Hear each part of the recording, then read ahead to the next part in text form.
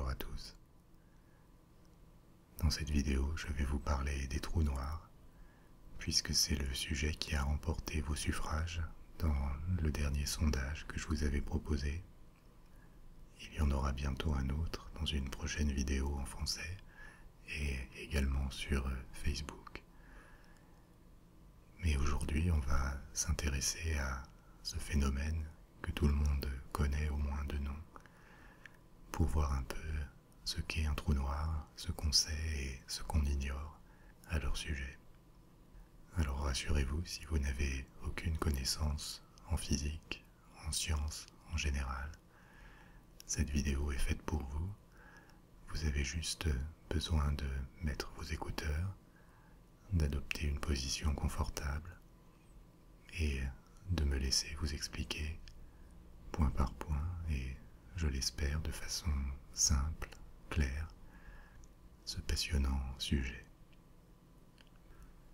Vous trouverez dans la description de cette vidéo des liens vers d'autres vidéos ASMR avec un sujet scientifique, comme les centrales nucléaires ou les exoplanètes.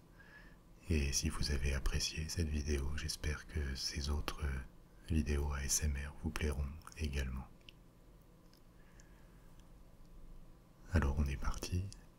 Pour commencer, avant de parler des trous noirs proprement dit, on va faire un petit peu d'histoire et parler de ce qu'est la gravitation.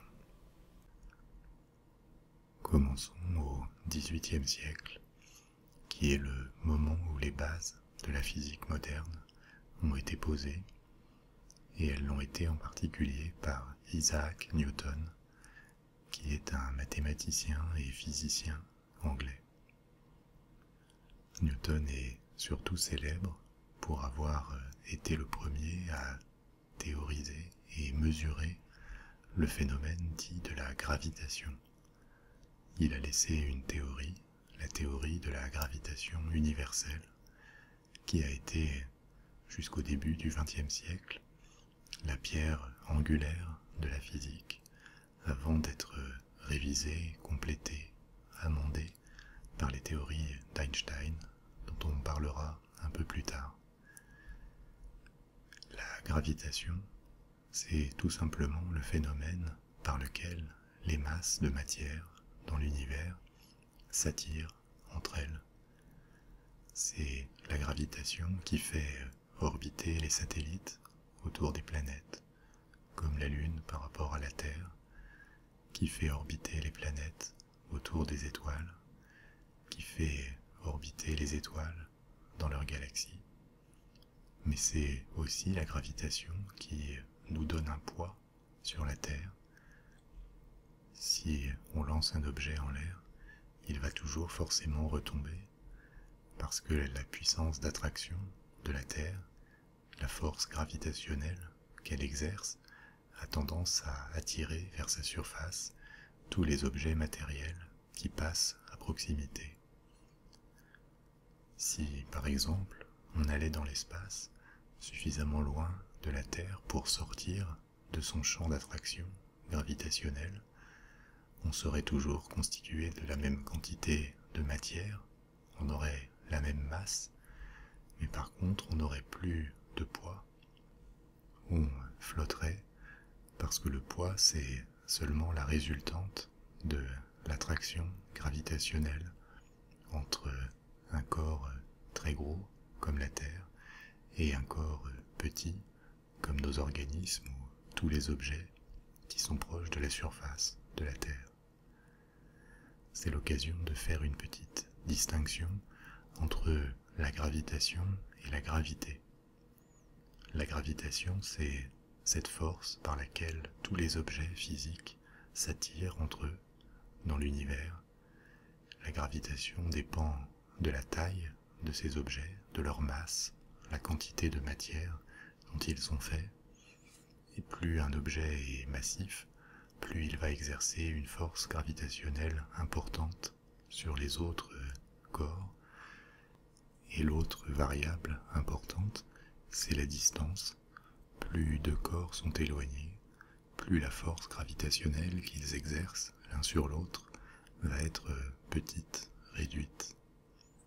Ce qu'on appelle la gravité, c'est presque un synonyme de gravitation, mais c'est un peu plus restrictif. C'est l'effet de la force gravitationnelle de la Terre sur tous les corps qui sont à sa surface ou proches de sa surface. Donc la gravité, c'est l'effet de la gravitation dans le périmètre autour de la Terre, et par extension, c'est aussi le terme qu'on utilise pour parler de comment un corps à la surface d'une autre planète serait attiré vers elle. Cette découverte de la gravitation, c'est une avancée considérable dans la compréhension de l'univers. Ça peut expliquer aussi bien le mouvement des astres dans l'espace que le poids des objets à la surface de la Terre. Mais c'est aussi une découverte qui ouvre de nombreuses portes et fait apparaître de nouvelles questions dès le XVIIIe siècle. Notamment, on réalise que pour s'extraire du champ gravitationnel d'une planète comme la Terre, il va falloir lutter contre la force d'attraction qu'elle exerce. Et bien sûr, l'idée de quitter la Terre est purement théorique à cette époque, mais c'est le moment où on commence de façon purement spéculative à imaginer les conditions nécessaires pour s'extraire du champ gravitationnel de la Terre et aller dans l'espace.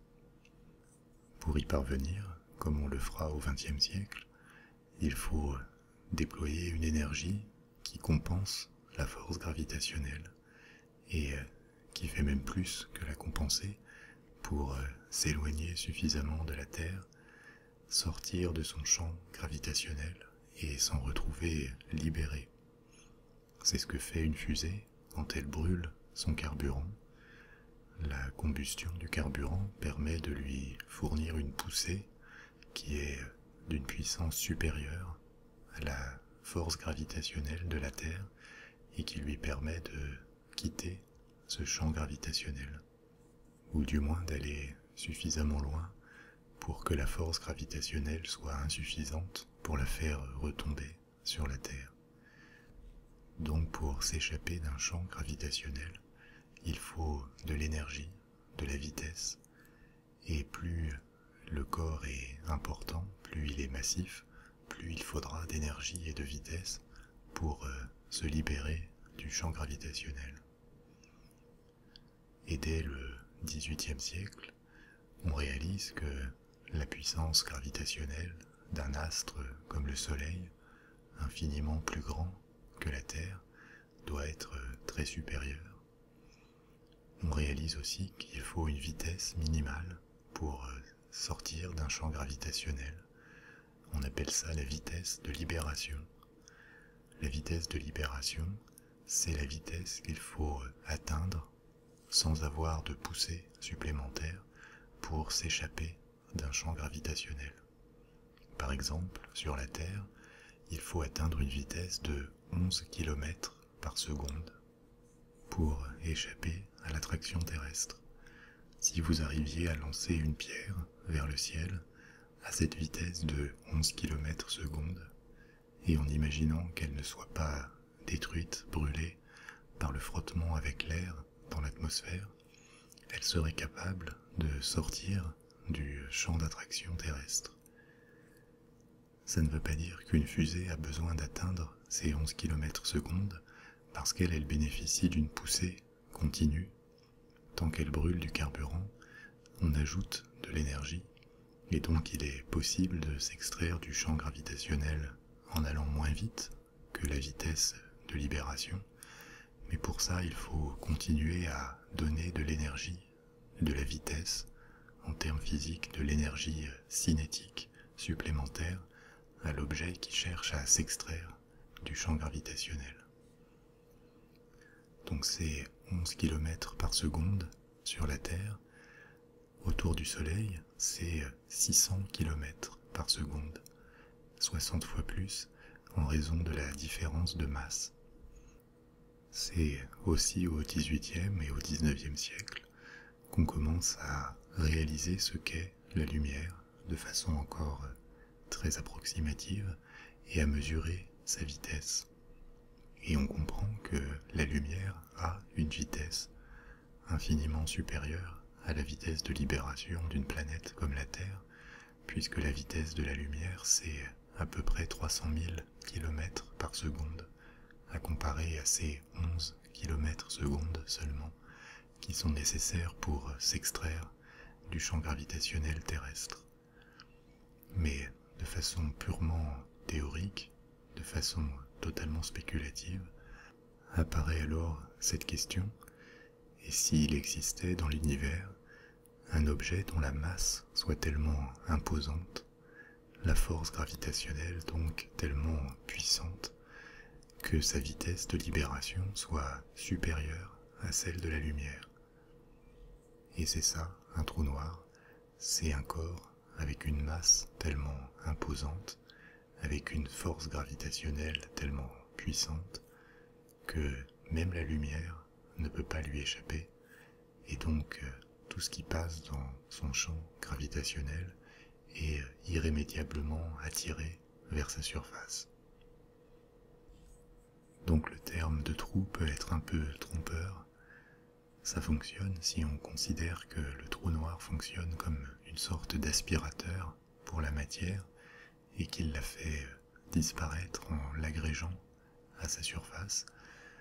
Mais le trou noir n'est pas un trou, c'est un corps céleste, comme une étoile ou une planète, simplement beaucoup plus massif que ces autres corps, et particulièrement difficile à observer directement, puisque par définition il fait disparaître la lumière et qu'il est donc invisible à longue distance, ce qui rend un peu compliqué son observation.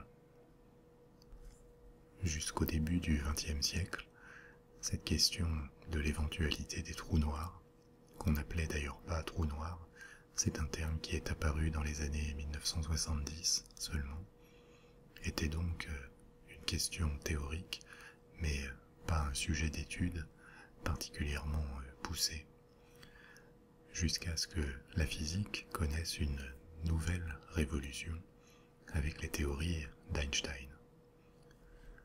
La théorie de la relativité d'Einstein, dont je vous parlerai sans doute dans une autre vidéo, c'est une révolution majeure dans la physique, ça change tout, et pour une part au moins, elle rend obsolète la théorie de Newton, qui continue à fonctionner à échelle relativement petite si on calcule la gravité, si on s'intéresse à l'orbite des planètes, des satellites, des étoiles. Mais pour décrire l'univers dans son ensemble, la théorie de Newton atteint ses limites, elle ne fonctionne plus. Et c'est la théorie de la relativité qui donne des clés pour changer la perception de l'univers. On détaillera ça une autre fois, mais dans la théorie de la relativité, la gravitation n'est pas décrite comme dans celle de Newton, comme le résultat de l'attraction des masses. Elle résulte d'une courbure de l'espace-temps par les corps massifs, mais on en parlera une autre fois. Ce qui nous intéresse, c'est que dans la théorie d'Einstein et dans les travaux de ses successeurs, l'existence de trous noirs est importante, elle est prévue par cette théorie, et l'intérêt pour l'étude de cette éventualité des trous noirs va connaître un nouvel intérêt au XXe siècle. La grande difficulté, comme je vous l'indiquais auparavant, c'est de détecter un trou noir, sachant qu'il n'y en a pas à proximité de la Terre, et que par définition les trous noirs n'émettent aucune lumière, ils l'absorbent, ce qui les rend donc invisibles. Alors comment détecter un trou noir? Il y a différentes méthodes. Par exemple, on peut observer le comportement des astres autour de lui. Le trou noir exerce une force gravitationnelle très importante, donc même si on ne peut pas le voir directement, on peut voir son effet sur les corps qui l'entourent Si on détecte par exemple de nombreux corps qui tournent, qui orbitent autour de rien, du moins autour de quelque chose d'invisible, on peut en déduire la présence d'un trou noir. C'est ainsi qu'on a déduit, et c'est aujourd'hui considéré comme une quasi-certitude, qu'il existe un trou noir gigantesque au centre de notre galaxie et probablement de nombreuses autres galaxies, et c'est autour de ce trou noir énorme, supermassif, qu'orbite l'ensemble de la Voie lactée. Une autre méthode de détection qui s'appuie sur le principe de ce qu'on appelle l'effet Doppler. J'en avais parlé dans la vidéo sur les exoplanètes, donc je ne vais pas le répéter. Plus précisément, la spectroscopie Doppler, c'est de regarder comment la présence du trou noir va affecter la lumière, puisqu'elle est perturbée par sa présence, et ainsi détecter l'existence d'un trou noir. À partir du moment où les astrophysiciens vont sérieusement envisager l'existence des trous noirs et se mettre à les chercher, ce thème va être très vite repris par la science-fiction, par des auteurs, parce que les résultats de certaines équations issues de la théorie de la relativité prédisent non seulement l'existence de trous noirs, mais aussi de façon purement théorique, et ça reste très spéculatif aujourd'hui, la possibilité de trous blancs. Les trous blancs seraient à un autre endroit de l'espace et du temps des sorties par lesquelles toute la matière et les rayonnements absorbés par un trou noir seraient expulsés. D'où le nom de trou blanc, puisqu'à l'inverse du trou noir, il devrait dégager une lumière intense. L'existence de ces trous blancs, qui seraient reliés au trou noir par un trou de verre, lui également très spéculatif, n'a jamais été démontré, aucun en tout cas n'a été détecté, mais c'est un thème qui est devenu très populaire en science-fiction, parce que ça permet d'imaginer des voyages instantanés à d'autres endroits de l'univers, ou alors des voyages vers le passé ou vers le futur. Même si leur existence ne fait plus l'objet de beaucoup de doutes aujourd'hui, les trous noirs restent un sujet vraiment mystérieux, et notamment on ignore ce qui peut se passer précisément à l'intérieur d'un trou noir. Qu'est-ce qu'on appelle d'ailleurs l'intérieur d'un trou noir? Il faudrait en fait imaginer une sphère de matière extraordinairement grande et dense, et autour de cette sphère, ce qu'on appelle véritablement le trou noir, qui est une sorte de halo à l'intérieur duquel il n'y a plus possibilité de s'échapper du champ gravitationnel, d'où cette apparence de pastille noire dans l'espace. Mais en fait, si on s'approchait du trou noir, au moment d'entrer dans le trou noir, on ne devrait rien ressentir de particulier, puisque cette surface noire qu'on voit n'est pas une surface matérielle, ce sont les contours du champ gravitationnel du trou noir proprement dit, de ce corps qui est à l'intérieur, au-delà duquel il n'est plus possible de revenir en arrière, même en ayant la vitesse de la lumière. Cette limite, au-delà de laquelle on ne peut plus revenir si on la dépasse, c'est ce qu'on appelle l'Event Horizon, en anglais, l'horizon des événements. Et donc à l'intérieur de ce périmètre défini par l'horizon des événements, il y aurait, avec un volume plus petit, un corps extraordinairement dense, et au centre de ce trou noir, il n'existe aujourd'hui aucune théorie terminée qui permette de décrire ce qui se passe, puisque même avec la théorie de la relativité, le cœur d'un trou noir serait un endroit où la masse est tellement gigantesque que la courbure de l'espace-temps devient infinie, ce que les physiciens appellent une singularité. Et il n'existe aujourd'hui pas de théorie opérante qui permette de décrire une singularité, encore moins de se l'imaginer. Ce qui permettra peut-être d'avancer dans la compréhension des trous noirs et plus largement de l'univers, de la matière, c'est la théorie quantique. Mais là encore, c'est une porte que je vais laisser ouverte pour en parler éventuellement dans une prochaine vidéo. Voilà, j'espère que cette vidéo vous aura donné une idée un peu plus précise de ce que peut être un trou noir, du moins dans l'état actuel de nos connaissances. Et quoi qu'il en soit, j'attendrai avec intérêt vos commentaires, vos suggestions dans la description. Je vais également vous mettre dans la description le lien vers la page Facebook que j'ai créée pour entretenir l'actualité de cette chaîne. Merci de votre intérêt et à bientôt.